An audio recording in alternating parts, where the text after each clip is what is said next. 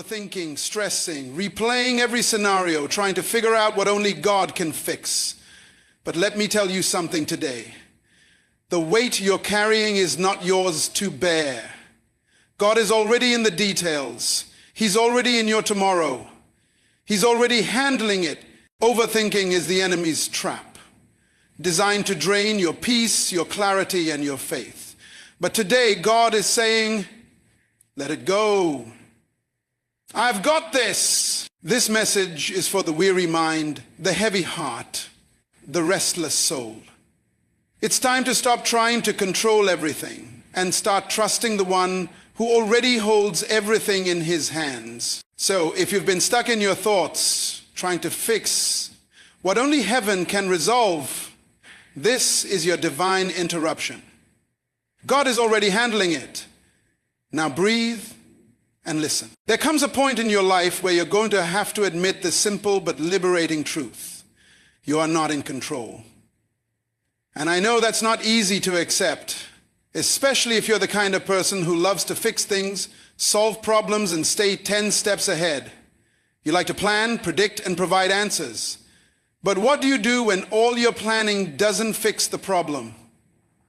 What do you do when no matter how much you think, worry, or analyze, it still doesn't change the outcome? That's when you have to remember this truth. Your mind can't fix what only God can finish. We wear ourselves out trying to solve what was never meant to be our assignment in the first place.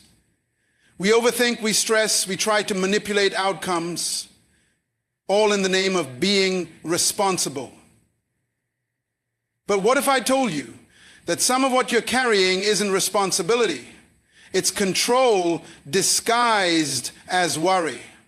Let me remind you of this. If it's God's work, then it's not your weight. If God started something in your life, it is his job to finish it. Philippians chapter 1 verse 6 says, "He who began a good work in you will carry it on to completion until the day of Christ Jesus." That means if he began it, he'll complete it. If he called you, he'll equip you. If he opened the door, he'll sustain you through it. But here's the problem. Too many of us are trying to take control of things that were never meant to be in our hands. You're losing sleep over something God already settled in heaven. You're replaying conversations, trying to make sense of something that only makes sense from a spiritual perspective. You've gotten stuck in the cycle of overthinking because you're trying to figure out. You're saying, what if it doesn't work? What if I fail? What if I don't have what it takes? But let me ask you, when has worrying ever changed an outcome? When has stress ever solved the problem? Worry doesn't produce solutions. It just steals your strength, it drains your joy, and it clouds your ability to hear God clearly. God never asked you to figure it all out. He asked you to trust him. That's what faith is. Not knowing all the steps, but believing God is in every one of them. That's what peace is. Not the absence of problems, but the presence of the one who has already solved them. So I need you to take a deep breath right now and say this out loud. God is already handling it. Say it again. God is already handling it. You don't have to carry the weight of the world.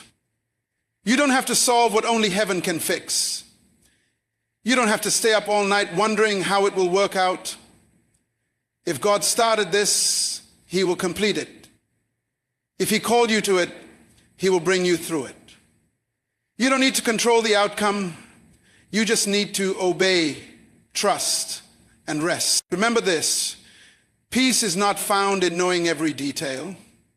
Peace is found in knowing who your Father is. So stop overthinking. Stop replaying the past. Stop predicting the worst. God has already gone before you and is working even when you can't see it. So breathe, trust, and walk in peace because God is already handling it. How many nights have you stayed up replaying the same situation over and over again in your mind? What if it doesn't happen? What if I fail? What if everything I hope for just falls apart? Let me ask you something real. Has worrying ever made things better? Has anxiety ever improved the outcome? The truth is, worry doesn't solve problems. It just steals your strength. It wears you out. It leaves you drained. And here's the deeper truth. God never called you to figure it all out. He called you to trust him. But some of us are caught in the trap of thinking, if we just think a little harder, plan a little better, work a little longer, maybe then we can control the outcome. But that's not faith. That's striving. And there's a difference, a deep, life-altering difference between striving and trusting. Faith doesn't require full understanding. Faith says, God, I don't know how, but I trust you will. Let's go back to the story of Peter walking on water. He did the impossible, walked on the very thing that should have drowned him. Not because he had it all figured out, but because his eyes were fixed on Jesus. But the moment he looked at the wind, the waves, the storm around him, the moment he started overthinking, he began to sink. And isn't that just like us? Overthinking will always make you sink. Not because God failed you, but because you shifted your focus, because you relied on your own understanding instead of trusting the one who called you. Some of you are sinking right now, not because you're weak, not because you're unworthy, but because you're trying to carry something you were never meant to hold. You're carrying burdens that belong to God. And here's the truth, when you try to carry what only God can handle, it will crush you. It will overwhelm you. Why? Because that weight was never yours to bear. Someone needs to hear this today. Put it down. Stop trying to fix what only God can finish. Stop carrying a burden that heaven already lifted. You're not your own provider. God is. You're not your own protector. God is. You're not the one holding your future. He is. Well, breathe, let go, and choose trust over control. Choose rest over restlessness. Because the peace you're looking for doesn't come from having all the answers. It comes from surrendering to the one who does. And he's saying to you right now, I've got this. Stop overthinking. I'm already handling it. Let me remind you of something that will shift your entire perspective. God is the author of your life story. And if he started it, he's faithful to finish it. That alone should help you breathe easier. But we struggle with that, don't we? Because deep down, we want control. We want answers. We want movement on our timeline. We feel the pressure of urgency, but God operates on eternity's rhythm, not earthly rush. So here's the truth. You need to shift your mindset. Instead of trying to fix everything, trust him. Instead of trying to control everything, surrender it. Instead of running through every possible scenario in your mind, remind yourself, God is already handling it. Let's bring it closer to home. What's that one thing you've been overthinking lately? That one situation you keep playing over and over, trying to find the perfect solution, the right timing, the best outcome. Right now, I want you to do something very simple but powerful. Take a deep breath and release it. Tell yourself, I don't have to fix this. God is already working. But it might not look like it. It might not feel like it. But faith is not about what you see. It's about what you know. And here's what you need to know. God has not forgotten you. He hasn't abandoned you. He hasn't left you to figure this out alone. He is already working. When Jesus was on the cross, he didn't say, you finish it. He didn't say, you go figure it out. He said, it is finished. And if he could complete the greatest work of all time, the work of your salvation, then surely he can finish the good work he began in your life. So stop overthinking. Stop trying to force what's already been settled in heaven. Stop wearing yourself out, trying to figure out what only God can fulfill. Your mind is powerful, but it was never meant to carry what only God can complete. Let go, trust him, and give him the space to do what only he can do. See, part of our problem is this. Uncertainty makes us uncomfortable. We want to know, we want clarity, we want full visibility before we even take the first step. But faith doesn't work like that. If you had all the answers, you wouldn't need to trust God. So instead of chasing clarity, start chasing confidence in God. Instead of demanding details, rest in the fact that the designer knows the whole plan. You may feel stuck right now. You may feel delayed. But delay is not denial. God is never late. His timing is perfect. And here's the powerful truth. When you stop forcing your plan and start trusting God's process, peace will follow. Because His plan is not rushed. His pace is not pressured. And His purpose will never be interrupted by your timeline. So breathe, trust, release. God's got this. His timing will always be greater than your urgency. Let Him finish what He started. We live in a world that tells us we need to have everything figured out before we make a move. We want answers. We want certainty. We want the full roadmap before we take the first step. But let me remind you of something profound. If you could figure it all out, you wouldn't need faith. If you knew every step of the journey in advance, there would be no need to trust God. Faith isn't about having all the answers. It's about trusting God when you don't. Some of us have been paralyzed by the need for clarity. We keep telling God, I'll step out when you explain the plan. I'll obey once I know how this ends. I'll trust you as soon as you show me how it's going to work out. But let's be honest, that's not faith. That's control. And control is the opposite of trust. Hebrews chapter 11, verse 1 says, faith is confidence in what we hope for and assurance about what we do not see. Did you catch that? It doesn't say faith is confidence in what we understand. It doesn't say faith is assurance in what we can explain. Faith is about trusting in what we cannot see. There will be moments when you won't have the full picture. There will be seasons when nothing makes sense, when you don't understand what God is doing or why it's happening this way. But that's when real faith is tested. That's when you must lean on His character instead of your own understanding. And that's when you learn to walk by faith, not by sight. Think about Abraham. God told him to leave his home, his family, everything familiar, and go to a land that God would show him. God didn't give Abraham a full itinerary. There was no step-by-step blueprint, no visible map, just a promise and a call to obedience. And Abraham had a choice. He could have waited for every detail before he moved, or he could trust the one who called him. Hebrews chapter 11 verse 8 says, by faith Abraham obeyed when he was called to go out to a place, not knowing where he was going. Did you catch that? He went not knowing. That's faith. That's surrender.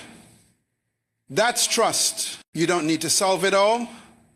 You don't need to control it all. What you need is to trust the God who sees what you can't see, who knows what you don't know, and who already holds the outcome in His hands.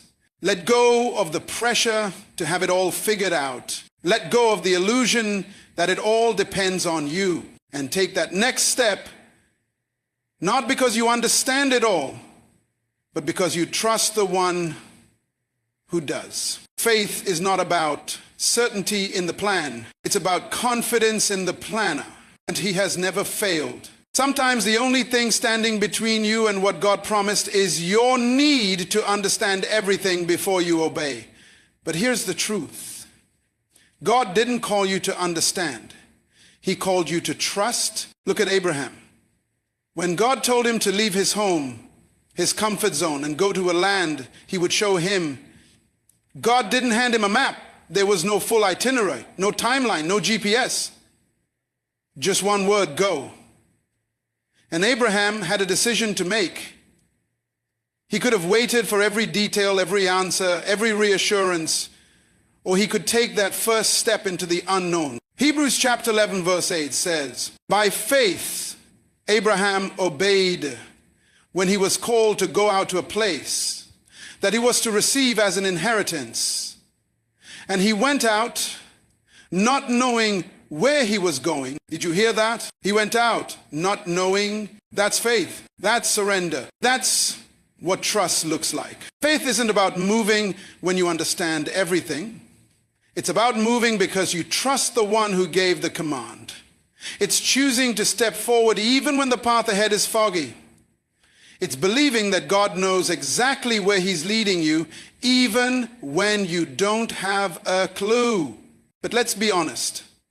Many of us are stuck, not because God hasn't spoken, but because we're still trying to figure it all out. We're caught in cycles of overthinking. We say we're waiting on God, but really we're waiting on full clarity. We want control before we commit. But friend, that's not faith. Faith says, I don't know the outcome, but I trust God with it. Faith says, I don't see the full picture, but I'll follow his voice. Peter learned this on the water. When Jesus told him to come, he stepped out of the boat and he did the impossible. He walked on water.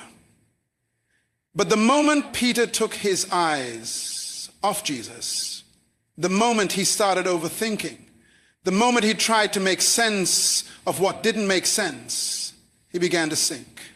And isn't that what happens to us? We begin in faith. We start strong. We believe God. We trust his promise. But then the wind picks up. The waves rise. The fear creeps in. And instead of focusing on the voice that called us, we focus on everything that could go wrong. We stop looking at Jesus and we start sinking into anxiety, into doubt, into confusion. Not because God failed, but because we gave our minds permission to control what only faith was meant to carry. So hear this today. Letting go is not weakness, it's faith. Letting go of control, letting go of the need to know, letting go of the fear that's been holding you back. Because God never said, figure it out. He said, follow me. And if you'll shift your focus back to him, if you'll stop staring at the wind and waves, you'll realize that the same God who called you out of the boat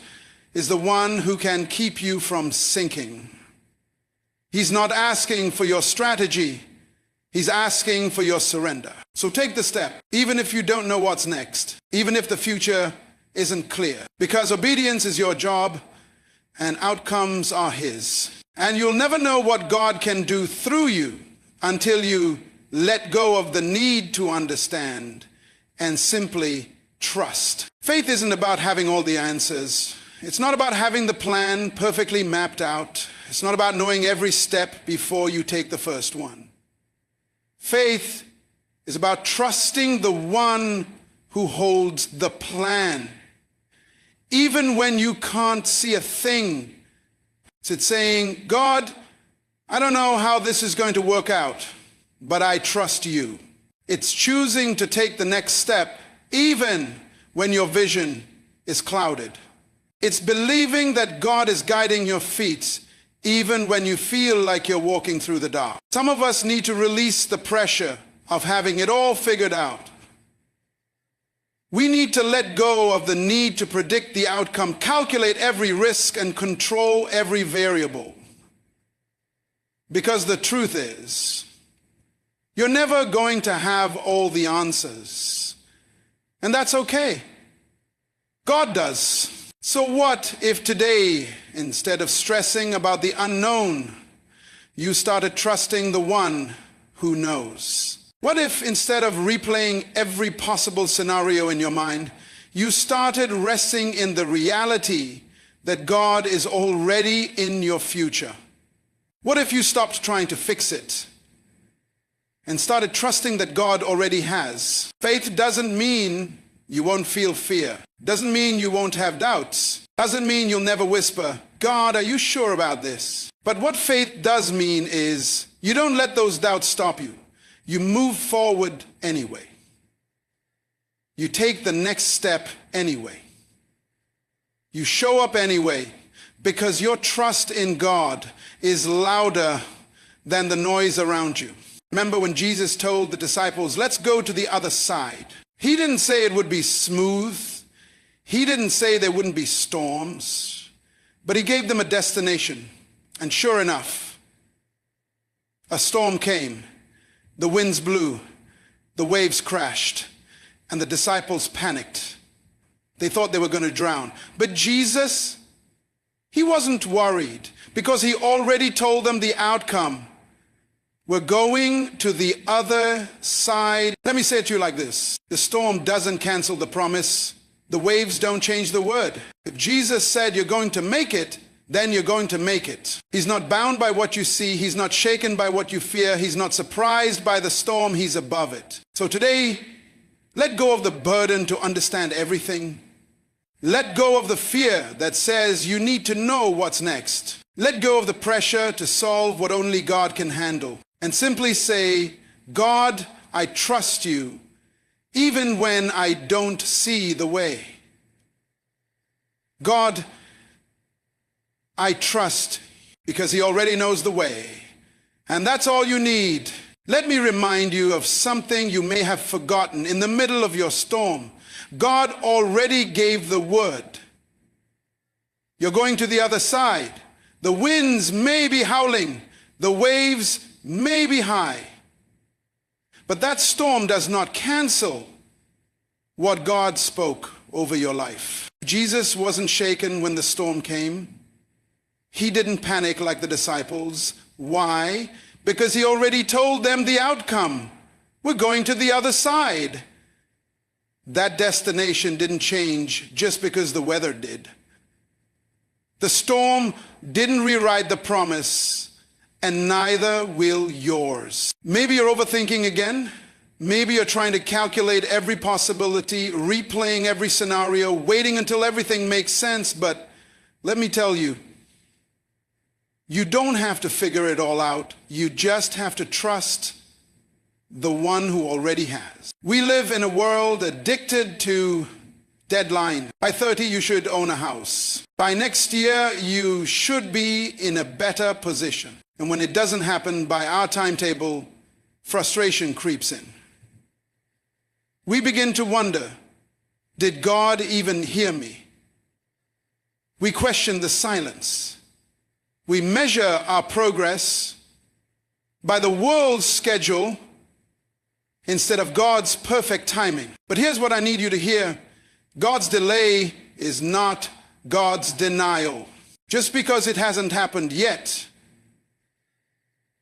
doesn't mean it's not going to happen. Just because it didn't come when you expected doesn't mean it won't come at all. Ecclesiastes chapter 3 verse 11 says, he has made everything beautiful in its time. Not in your time, not in your schedule, not on your clock, but in his time. And his time is always right, always good, always purposeful. Some of you are weary, not because God isn't moving, but because he isn't moving fast enough for your liking. You've attached your peace to a calendar. But faith doesn't operate on deadlines. It operates on divine alignment. Maybe you're thinking by now, I should have been further. But what if God is protecting you? What if he's not rushing the process because he's preparing the promise? What if what you call waiting is actually God working beneath the surface? He's not punishing you. He's positioning you. He's not holding you back. He's holding you together. So stop measuring your progress by human timelines. Stop doubting God just because he didn't move on your schedule. His plan is greater. His timing is perfect.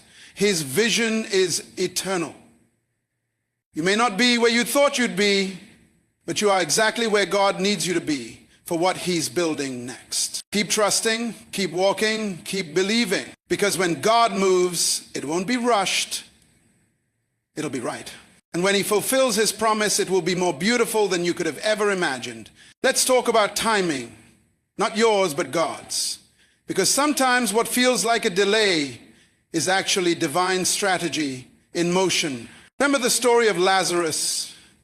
Mary and Martha sent for Jesus because their brother was dying. They had a clear timeline in mind. They expected Jesus to drop everything and come immediately. But he didn't. Jesus waited, and in that waiting, Lazarus died. Can you imagine the heartbreak, the confusion? They must have thought, Lord, we called for you. Where were you? If only you had shown up on time, this wouldn't have happened. But here's what they didn't realize.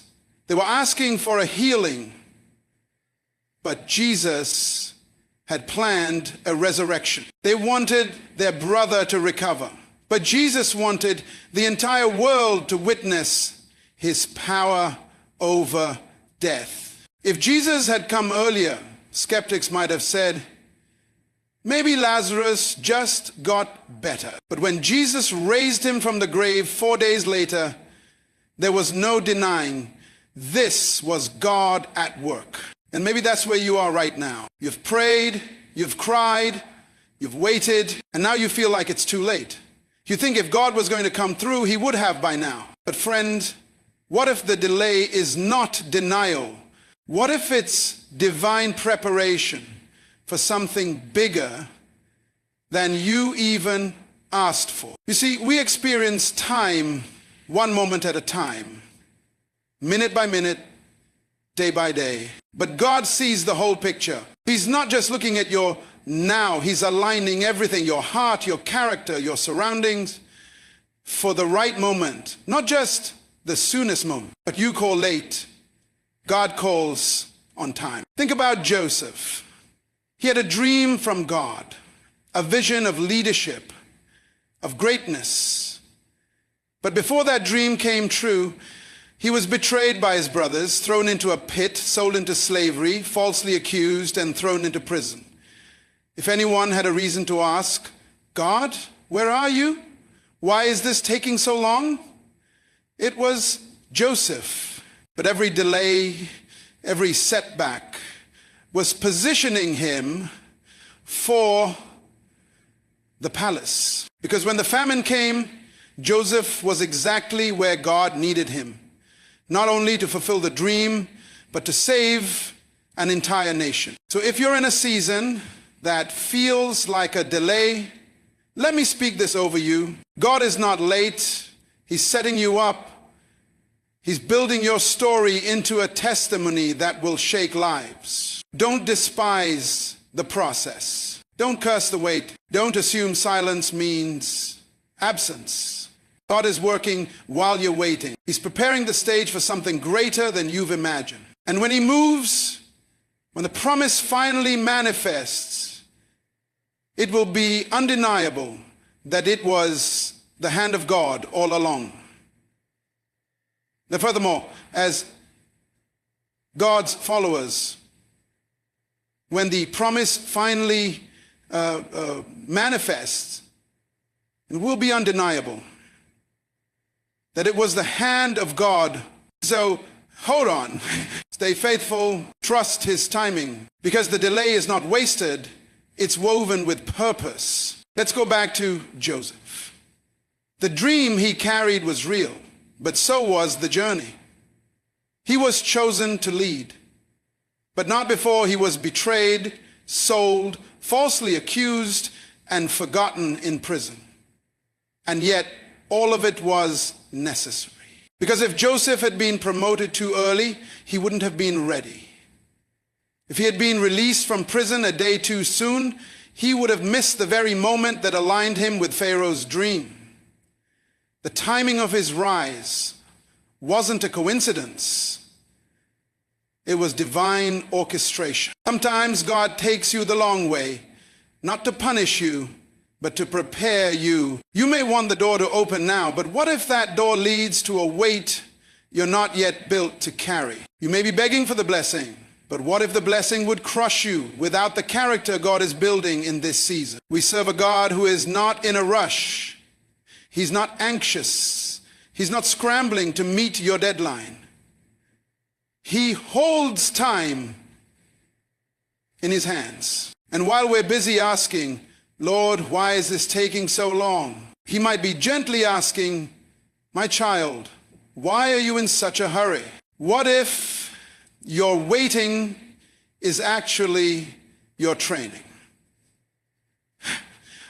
With this pause is God's preparation room for the very thing you've prayed for. Isaiah 40:31 reminds us, "But those who wait on the Lord shall renew their strength." Waiting isn't wasted.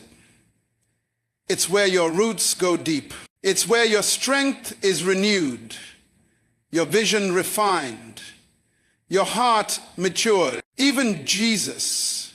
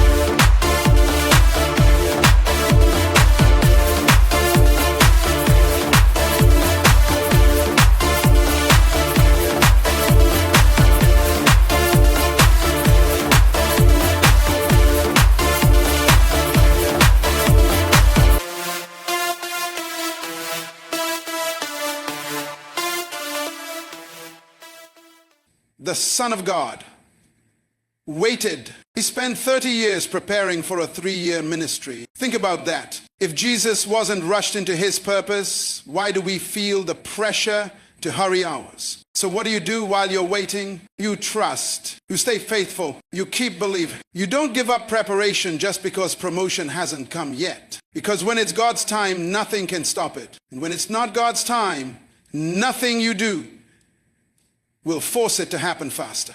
God sees what you can't. He knows what you don't. And he's always working, even when it feels like he's silent. So instead of asking, when will it happen? Start declaring, God, I trust that you're preparing me. Instead of being frustrated by the delay, start praising him for the development. Because when God moves, it will be greater than you imagined, richer than you expected, and exactly on time. Maybe right now the pressure feels unbearable. You're exhausted. The weight is heavy. The responsibilities keep piling up. The battles don't seem to end. And you've whispered in your heart, I have to fix this. I have to make this work. I have to fight this battle on my own. But let me give you a truth that will set you free. The battle is not yours, it's the Lord's. You were never designed to carry this on your own. You were never asked to fight in your own strength. You're not your own provider, your own rescuer, your own deliverer. God is. Some of us are weary because we've taken on burdens God never assigned to us. We're trying to fix problems that only He can solve. We're swinging in a battle He already promised to win. No wonder we're tired. But today, let that weight fall off your shoulders. You were never meant to carry it. Let go of the pressure. Release the panic. Hand over the fight. Because the one who never loses a battle is standing right beside you. And he's already moving. In 2 Chronicles 20:15, God told his people, "Do not be afraid or discouraged because of this vast army, for the battle is not yours but God's." The people of Judah were staring down a hopeless situation. Armies had surrounded them. From every human perspective, they didn't stand a chance. Fear could have paralyzed them. Despair could have silenced their praise. But instead of trying to figure out a battle plan in their own strength, they turned their hearts toward God. And God responded, "You don't even need to fight this one. I've already claimed the victory." That's the word someone needs right now. You've been wrestling with a problem for too long. You've been carrying stress that was never meant to sit on your shoulders. You've been trying to control outcomes, fix broken pieces, and push through battles with everything you have left.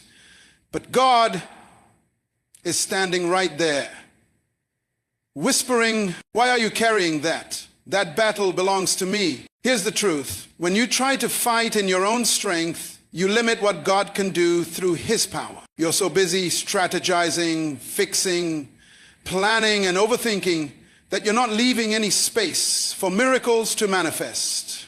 But when you finally surrender, when you say, "God, this is too big for me, but it's not too big for you," something shifts. You stop striving.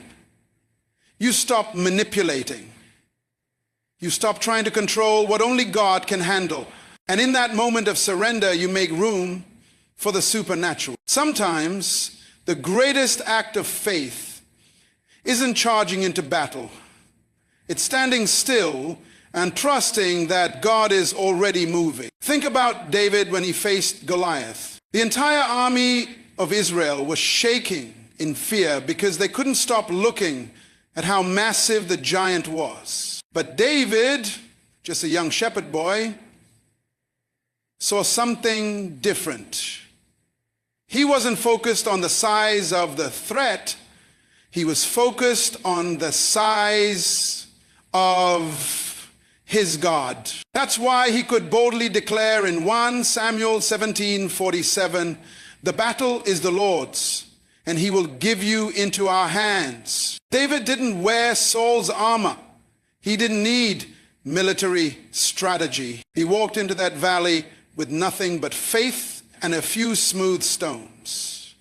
Because his confidence wasn't in what he carried in his hands. His confidence was in who stood behind him. And because of that faith, the victory was decided before the stone ever left his sling. That's the kind of trust God is calling you into. The kind of faith that says, "I don't know how this is going to work out, but I believe God is already ahead of me." The kind of peace that whispers, "I don't have to carry this weight because my Father is handling it." Right now, maybe you're facing a battle in your finances. Maybe there's a war going on in your home, in your relationships, or in your mental health. Maybe you're fighting silent battles that no one else even knows about. And it feels like you're running out of options, like the weight is getting heavier by the day. But I want to remind you of this. God has never lost a battle, and he's not about to start with yours. Stop trying to fight alone. Stop trying to carry what's meant for his hands, not yours. Let go.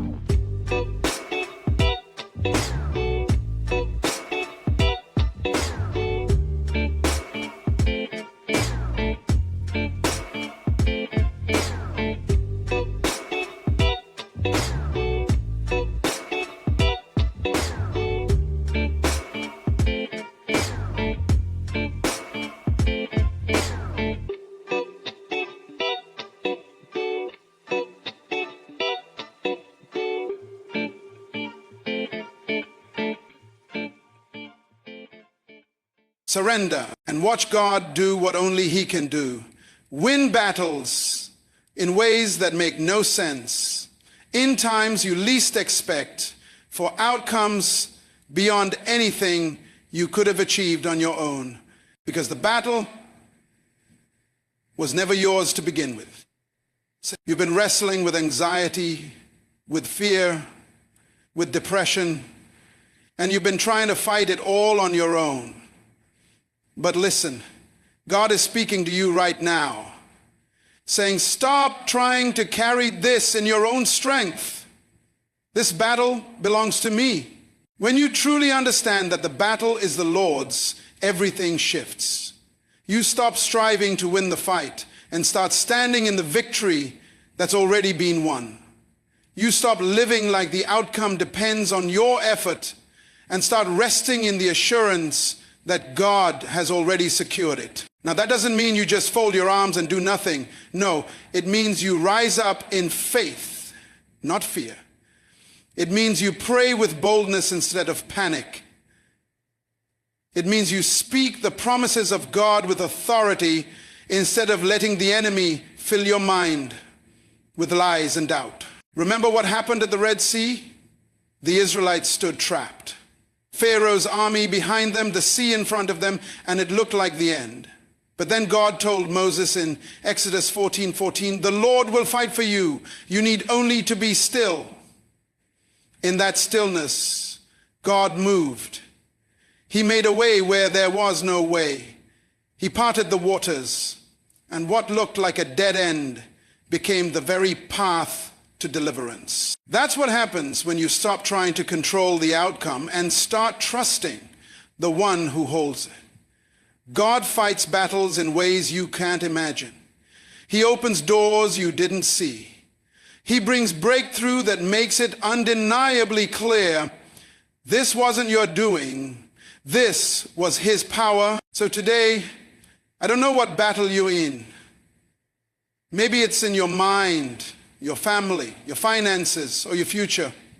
But I do know this, you are not fighting alone. You were never meant to carry this weight by yourself. God is with you, He is for you, and He is already moving on your behalf. Let go of the fear, release the anxiety, stop trying to figure it all out, because the battle isn't yours. It's the Lord's, and He's already at work. So before we end, I want to invite you to take a moment and breathe. Let go of the pressure. Let go of the fear. And let's shift our focus back to the one who holds it all together. If you've been carrying a weight you were never meant to carry, this is your moment to surrender it to God. Let's pray together. Heavenly Father, we come before you with hearts wide open, laying down every weight we've carried, every fear we've nurtured, and every battle we've tried to fight alone.